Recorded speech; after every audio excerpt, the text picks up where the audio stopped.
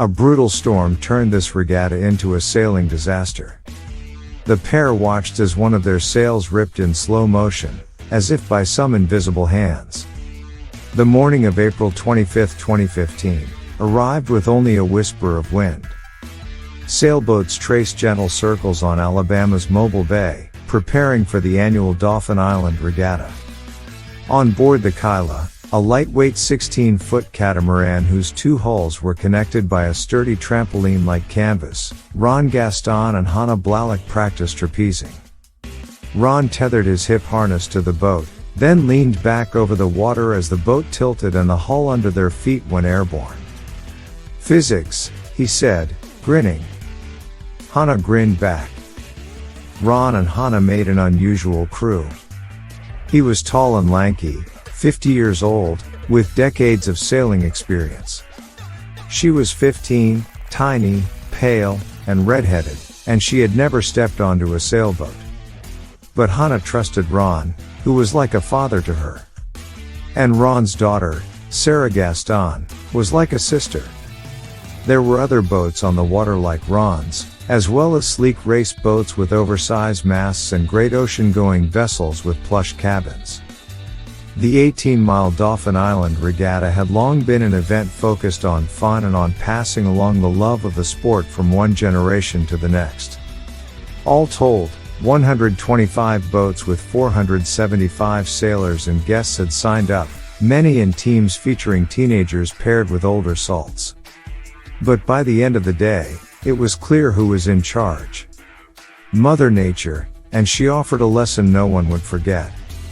At 7:44 a.m., as sailors began to gather on the bay for a 9:30 start, the website of the Fairhope Yacht Club, the regatta's host, posted a message about the race, cancelled due to inclement weather. How could that be, on such a calm and beautiful day? In fact, at 8:10 a.m., the yacht club insisted the regatta was on. Gary Garner, the commodore of the club, said the cancellation was an error, the result of a garbled message. The confusion delayed the race by an hour. After a false start, the boats were still circling at 10:45 a.m. when the National Weather Service in Mobile issued a dire prediction. This time for real, thunderstorms will move in from the west this afternoon and across the marine area. Some of the thunderstorms may be strong or severe.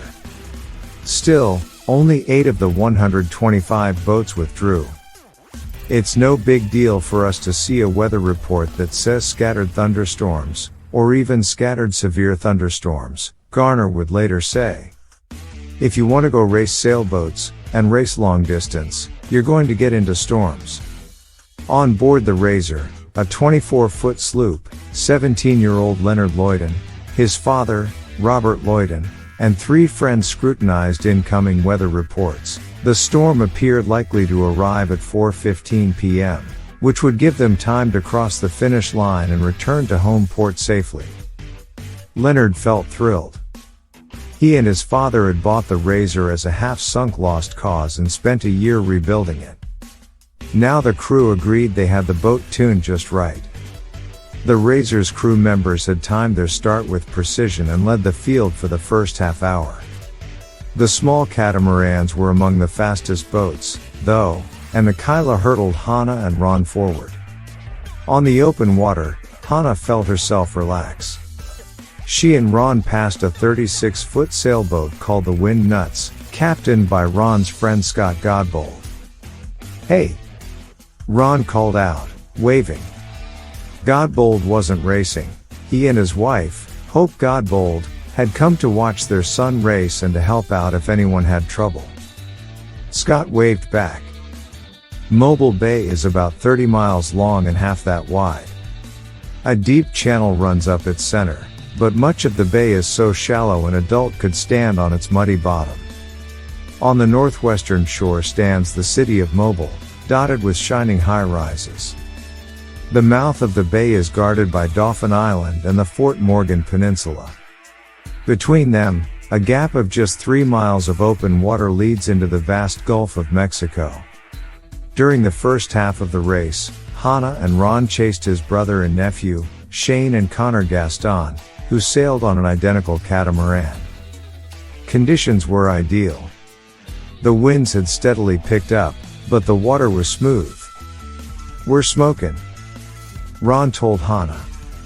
At about 2 p.m., as they arrived at the finish line, Hannah looked back and laughed. Ron's brother was a minute behind them. "Hey, we won!"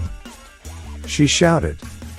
Typically, once crews finish the regatta, they pull into harbor at Dauphin Island for a trophy ceremony and a night's rest. But the Gaston brothers decided to sail home in their twin boats to beat the storm. Others made the same choice. The brothers shared sandwiches and bottled water, then headed north along the bay's western shore. Shortly before 3 p.m., Ron and Hannah watched as storm clouds rolled toward them from the west. "We may get some rain," Ron said, a characteristic understatement. By now, the storm, which had first come alive in Texas, had crossed 3 states to reach the edge of Mobile Bay. At the National Weather Service office in Mobile, meteorologists watched it advance on radar. Jason Beeman, the meteorologist in charge of coordinating the office's warnings, noted the unusual way the storm kept gaining strength rather than blowing itself out quickly. "It was an engine, like a machine that keeps running," he said. Under the Dauphin Island Bridge, a 3-mile span that links the island to the mainland, Ron's daughter, 17-year-old Sarah Gaston, also in the race, struggled to control a small boat with her sailing partner, Jim Gates, a 74-year-old family friend, as wind and rain came over the bay.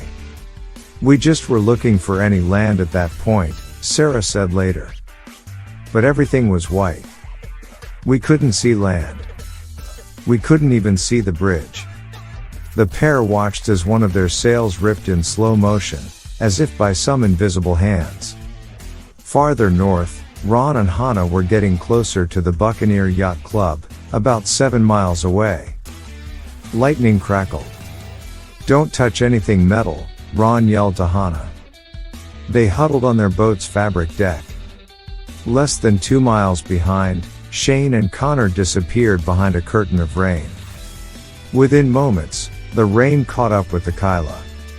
It came so fast and was so dense that the world seemed to be reduced to a small gray room, with no horizon, no sky, no shore. Then, without warning, the winds rose to 73 miles per hour, almost hurricane strength. Ron and Hannah never had a chance to let down their sails. The front of the chyoa rose from the water. The catamaran stood on its tail for an instant, then flipped sideways. The bay was only 7 feet deep at that spot, so the mast jabbed into the mud and snapped in two. Hannah flew off, hitting her head on the boom, the horizontal pole attached to the mast. Ron landed between her and the boat. He grabbed her with one hand and a rope attached to the boat with the other. The fabric deck, now vertical, caught the wind like a sail. As the boat blew away, it pulled Ron through the water, away from Hannah. He faced a surreal decision: let go of the boat, or Hannah. He let go of the boat. Hannah and Ron both wore life jackets, but 8-foot swells crashed on them, threatening to separate or drown them. The two wrapped their arms around each other, and Hannah tucked her head against Ron's chest to find a pocket of air free from the piercing rain. About 30 miles north, a Coast Guard ensign named Philip McNamara stood his first ever shift as duty officer. As the storm bore down on Mobile Bay, distress calls came pouring in.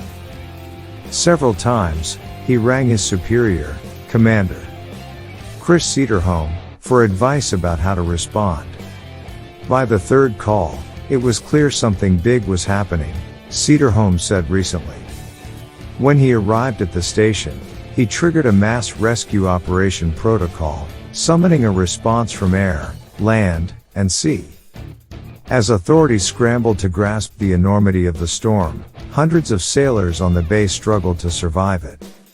The wind flipped the Luton's Razor, slinging the crew, Leonard, Robert, 71-year-old Jimmy Brown, and teenage friends Adam Clark and Jacob Ponce, into the water. Then the boat barrel rolled, and Leonard and Brown were briefly scooped back onto its deck before the keel snapped and they were tossed once again, this time in the other direction. Brown struggled in a raincoat. Leonard swam around the boat, searching for his dad, whom he found with Ponzi. After about 20 minutes of being rocked by the waves, Leonard struck out for the shore to find help. As the Razor's crew struggled, an experienced sailor named Larry Goolsby, captain of the 22-foot boat Team 4G, was in sight of the finish line when the storm came his way. The gale rolled the boat over twice before a much heavier 40-foot vessel appeared. It was moving with all the force of the storm at its back and bearing down on the smaller boat's 3-person crew. "They're going to hit us," one of them shouted just as the bigger boat smashed into the Team 4G, running over it and then dragging it along. The crew had managed to jump into the water just before impact. Goolsby had grabbed a rope dangling from the charging boat and swung himself up onto its deck. Reeling, he looked back to see his crew members in the water, growing more distant by the second. They weren't wearing life jackets. Goolsby snatched a life preserver from the deck of the runaway vessel and dived back into the water, hoping to save his friends.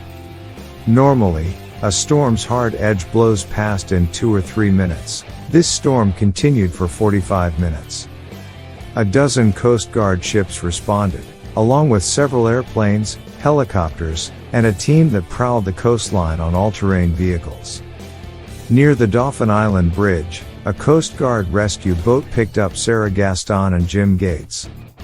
Like Ron and Hannah's boat, Sarah and Jim's had bucked them into the water, though they had been able to drag themselves back onto the wreckage. Sarah had suffered a leg injury and hypothermia, and as her rescuers pulled her onto their deck, she went into shock. Ron and Hannah were still in the middle of the bay, where they had been bobbing in the water for an hour. They tried to swim for shore, but the waves and current locked them in place. To stave off the horror of their predicament, Hannah cracked dark jokes. "I don't think we're going to make it home for dinner," she said. "Look," Ron said, pulling a phone with a waterproof cover from his pocket. At the same moment, Hannah pulled out a GPS unit that she had tucked into her life preserver. Ron struggled to dial with his wet fingers and handed the phone to Hannah, who called 911. A dispatcher answered. "What is your emergency and location?" "I'm in Mobile Bay," Hannah said.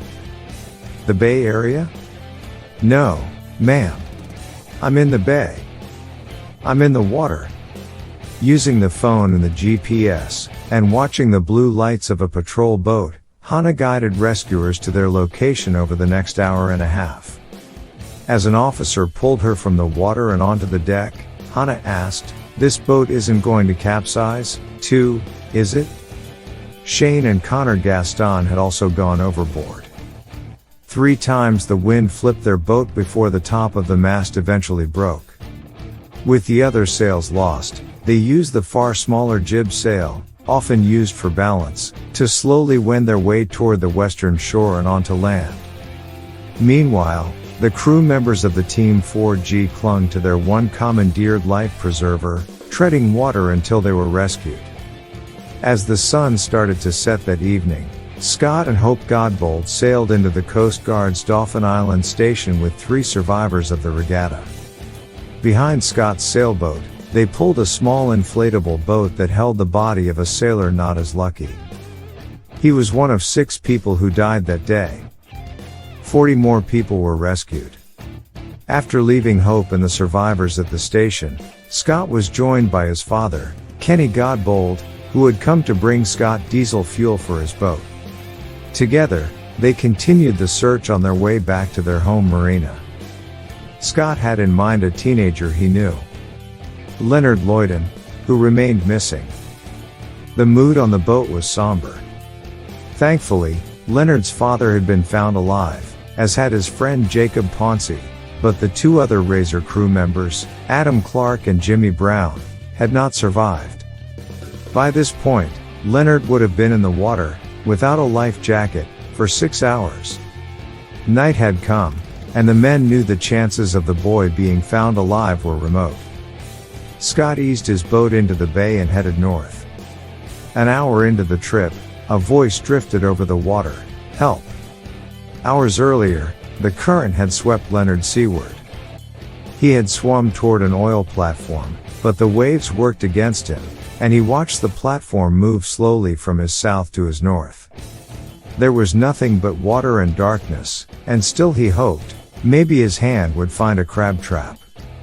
Maybe a buoy. Now, in the pitch black of night, a boat slowed, and a flashlight was shone into his face. "Is that you, Leonard?" Scott yelled out. "Yes," Leonard replied. It was.